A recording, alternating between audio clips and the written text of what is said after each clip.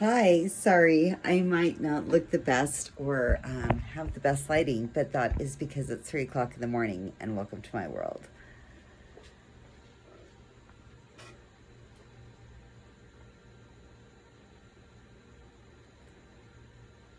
I read an interesting comment. It's simple. Um, I don't know if it was a like advertised thing or whatever. It was on my feed on a specific platform that I use, which isn't many. But it said, if you know you are good enough, you don't need to tell a soul. And many realities hit me at that moment. For one,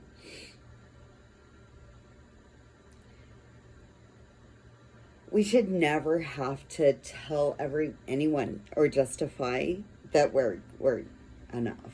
That's exhausting. Totally cool. I value its contribution to the world. Not necessarily me, but my purpose does sit in that arena. But if you are good enough, you don't need to tell a soul. And I never contemplated that word until today, until right now, until this evening, till the darkness set in and it was the middle of the night.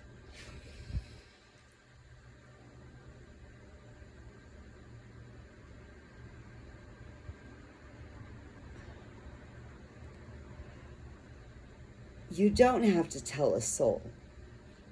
And the truth of it is as I'm coming through this contemplation, is that I never realized that that the statement was about the soul, because I've spent my whole life avoiding that.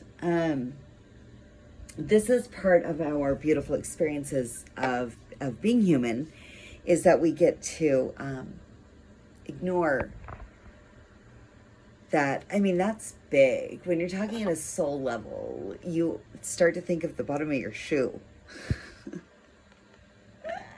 And it's true. And I don't want to sound like a poet, but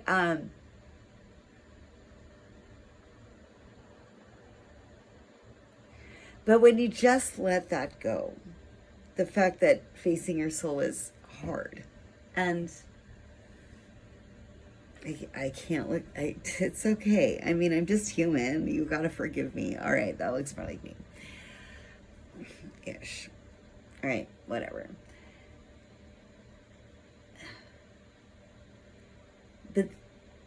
But the statement wasn't talking about the bottom of my shoe. It was talking about more than that. This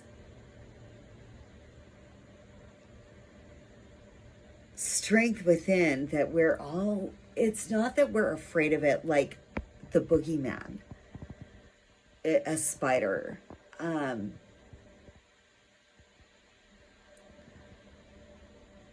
like literally afraid of it at a soul level. And I don't mean the bottom of your shoe, even though I do.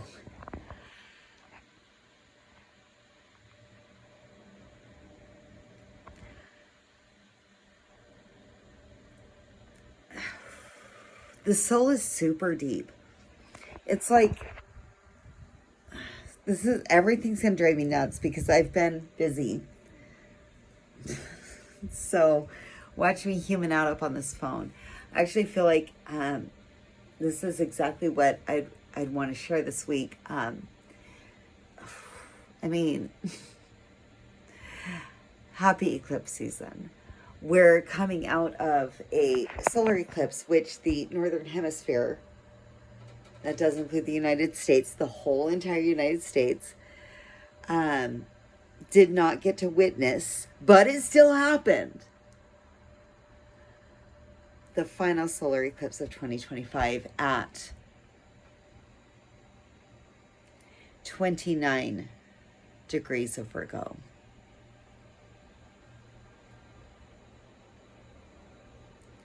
I mean, honestly, how could one sleep through such magnetic energies? So if you have been having sleep troubles, having ringing in your ears, having like aches and pains that you're not used to, you're probably fine.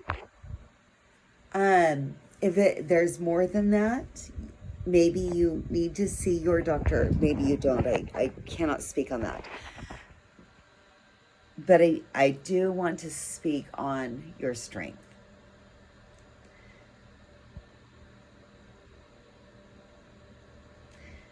It's interesting because our feet, where we have the sole of our shoe, carry absolutely everything subconsciously. I mean, we're conscious we have feet. We know we have toes. We either like them or we don't. I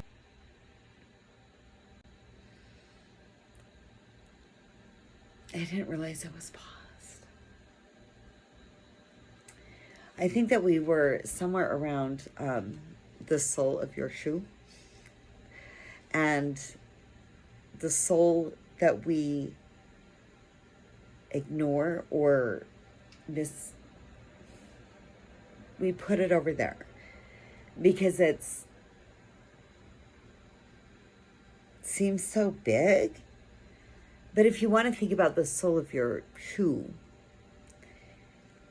it really is only carrying your own weight. Whereas your soul could be carrying a lot more, a lot different, a lot more expensive. And you're not wrong. Whatever you believe is true. Don't let anyone tell you otherwise.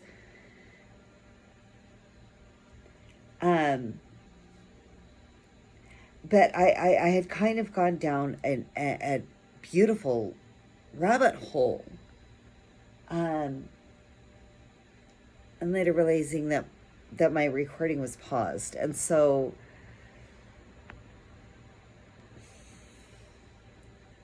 as it is, my video will be perfect.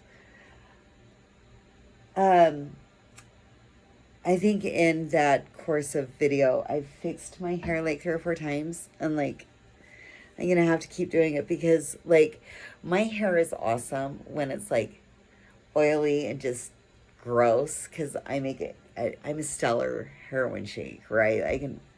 But today I washed it, and then I went to the car dealership. This is so great. And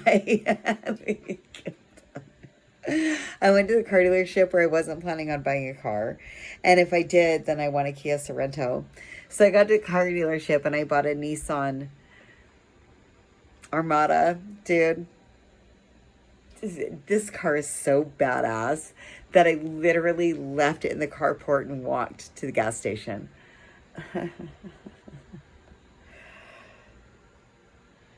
My car is safe and so am I, and I didn't need to drive to the gas station. It's next door and it's 83. I'm in paradise, finally.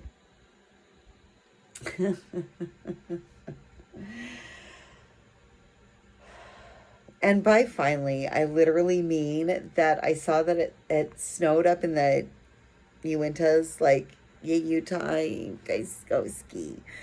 And I'm down here in Phoenix, and I was so mad at the weather yesterday because it didn't rain here, and I felt like, for some reason, my egoic mind felt like I deserved rain. Like, and a lightning storm. Like, I wanted a full-on, like, monsoon. That's why I moved here. Haven't seen one yet. Seen a dust storm, though, and that shit was dope. So if you want to go check out week 2... you'll catch me in a dust storm, but not in a rainstorm yet. Anyway.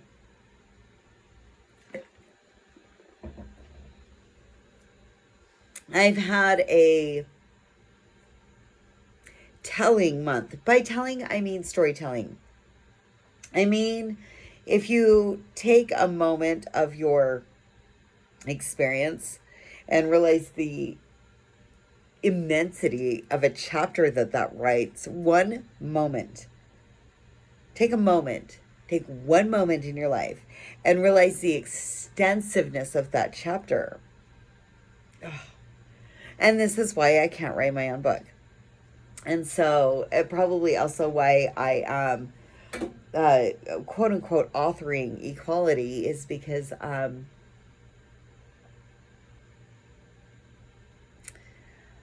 I get you, like, and I don't want to take from you. I don't want to say that where you are is where I am. I just get you, or I feel you, but it may not be an exact resonance. So I never want to take that from you, because emotions are the human experience. Thank goodness we have emotions, right? We can alchemize with our very eyes. See, and as I tap into my soul and just be authentic, that's another topic I'd went off on when it wasn't recording.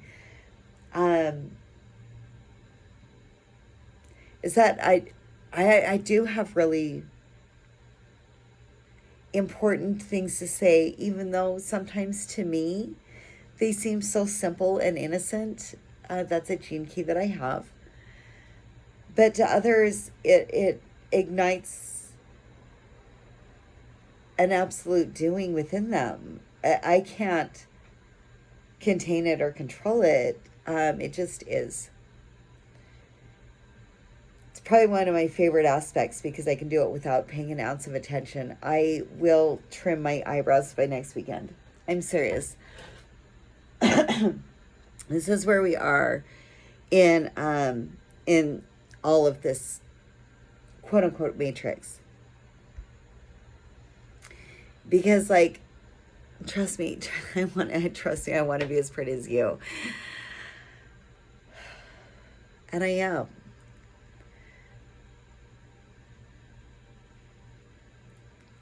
Be your best judge. Hold your highest heart. And just know that anything and everything that you're going through right now, and anytime in your conscious remembering of this experience, is love, and that you do it with authenticity because you're worth it and you're worthy. And my position here in exposing equality in the Church of Flames